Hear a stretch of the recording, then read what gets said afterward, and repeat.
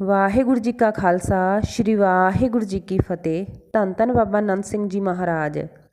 ਨਾਮ ਦਾ ਸਰੂਪ ਹੈ ਗੁਰੂ ਦਾ, ਜੋ ਹੁਕਮ ਹੋ ਗਿਆ ਹੈ ਉਹ ਨਾਮ ਹੈ।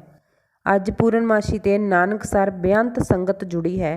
ਅਗਲੇ ਦਿਨ ਸਭ ਸੰਗਤ ਨੂੰ ਛੁੱਟੀਆਂ ਦੇ ਦਿੱਤੀਆਂ ਗਈਆਂ। ਕੁਝ ਸੰਗਤ ਜਿਨ੍ਹਾਂ ਨੂੰ ਸਰਕਾਰੀ ਛੁੱਟੀਆਂ ਸੀ ਉਹ ਰਹਿ ਗਏ।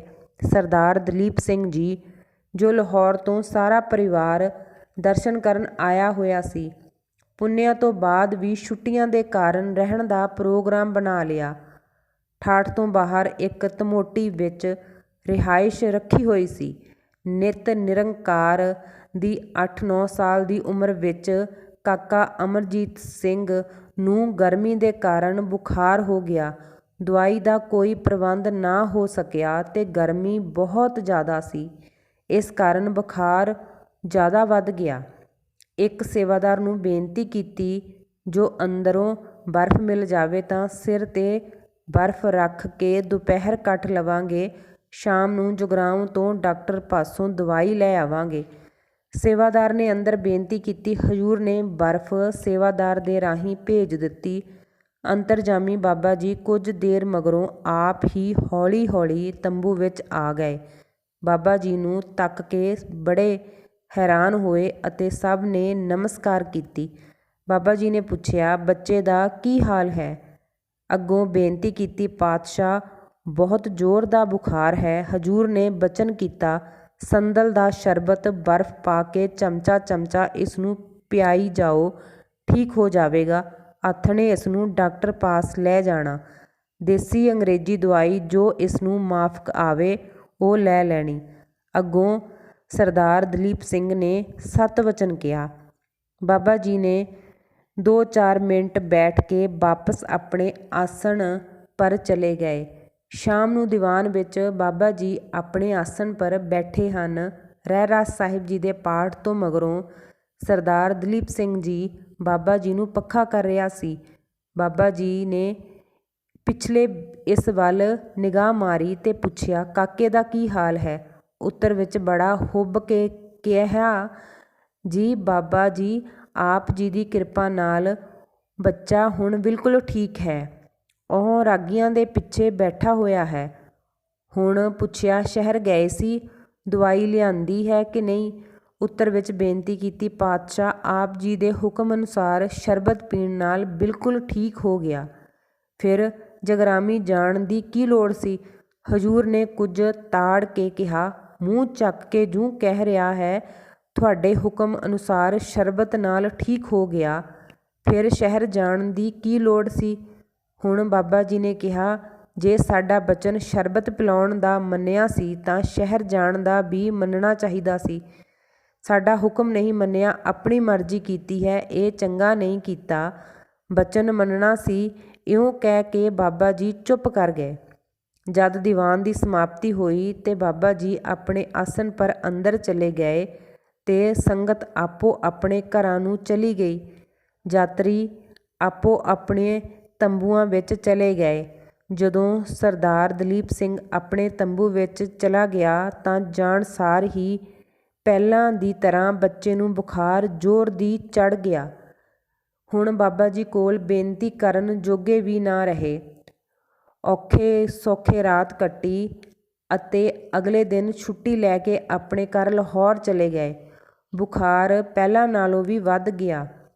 ਲਾਹੌਰ ਦੇ ਮਸ਼ਹੂਰ ਡਾਕਟਰ ਕਰਨਲ ਅਮੀਰ ਚੰਦ ਦਾ ਇਲਾਜ ਕੀਤਾ, ਪਰ 10-12 ਦਿਨ ਵਿੱਚ ਇੱਕ ਪੈਸੇ ਜਿੰਨਾ ਵੀ ਫਰਕ ਨਾ ਹੋਇਆ, ਬਲਕਿ ਮਹਾਮਾਈ ਨਿਕਲ ਆਈ। ਹੁਣ ਘਰ ਦੇ ਸਾਰੇ ਟੱਬਰ ਨੂੰ ਫਿਕਰ ਹੋ ਗਿਆ।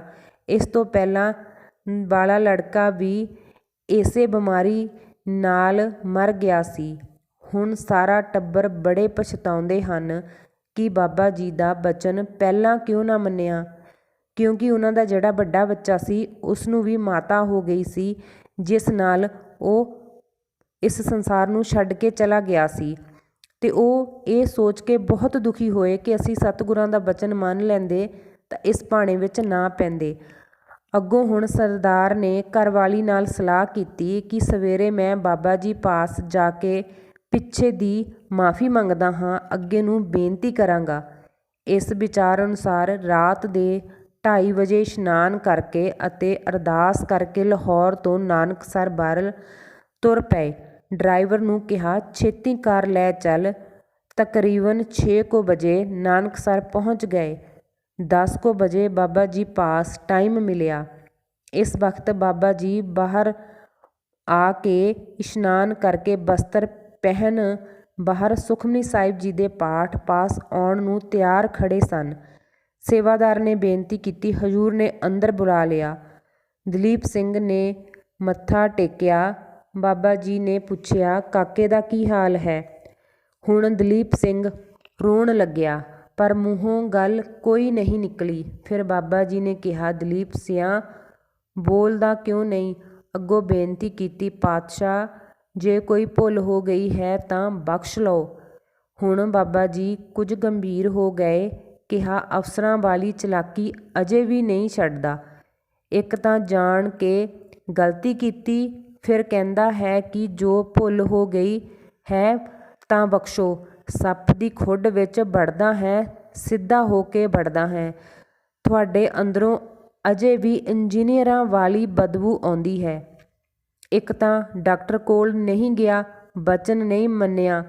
ਦੂਜਾ ਕਹਿ ਹੈ ਕਿ ਭੁੱਲ ਹੋ ਗਈ ਹੈ ਤਾਂ ਬਖਸ਼ ਲਓ। ਹੁਣ ਦਲੀਪ ਸਿੰਘ ਭੁੱਬਾਂ ਮਾਰ ਕੇ ਰੋ ਪਿਆ ਤੇ ਕਿਹਾ, ਪਾਤਸ਼ਾਹ ਸਦਾ ਹੀ ਭੁੱਲਣਹਾਰ ਹਾਂ, ਜਿਵੇਂ ਜਾਣਦੇ ਹੋ ਰੱਖ ਲਓ। ਹੁਣ ਬਾਬਾ ਜੀ ਨੇ ਕਿਹਾ, ਸੰਗੀ ਬਚਨ ਨਾ ਮੰਨੇ ਤਾਂ ਮਹਾਤਮਾ ਕੀ ਕਰੇ? ਭਾਵ ਜੇ ਕੋਈ ਮਹਾਂਪੁਰਸ਼ ਦਾ ਬਚਨ ਮੰਨ ਲਵੇ ਤਾਂ ਨਿਰੰਕਾਰ ਖੁਸ਼ ਹੁੰਦਾ ਹੈ। ਮਹਾਂਪੁਰਸ਼ ਅੱਗੇ ਸਤ ਵਚਨ ਕਹਿਣ ਵਾਲੇ ਨੂੰ ਜਮਦੂਤ ਵੀ ਹੱਥ ਜੋੜ ਕੇ ਨਮਸਕਾਰ ਕਰਦੇ ਹਨ।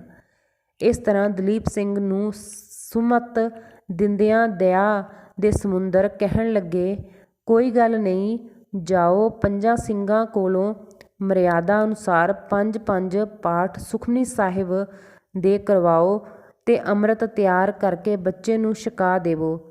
ਗੁਰੂ ਸੁਖ ਦੇਵੇਗਾ। ਇਉਂ ਵਚਨ ਕਰਕੇ ਵਾਪਸ ਜਾਣ ਦੀ ਆਗਿਆ ਦੇ ਦਿੱਤੀ। ਹੁਣ ਸਰਦਾਰ ਜਦੋਂ ਲਾਹੌਰ ਘਰ ਪਹੁੰਚਿਆ ਤਾਂ ਬੱਚਾ ਠੀਕ ਠਾਕ ਖੇਡ ਰਿਹਾ ਸੀ।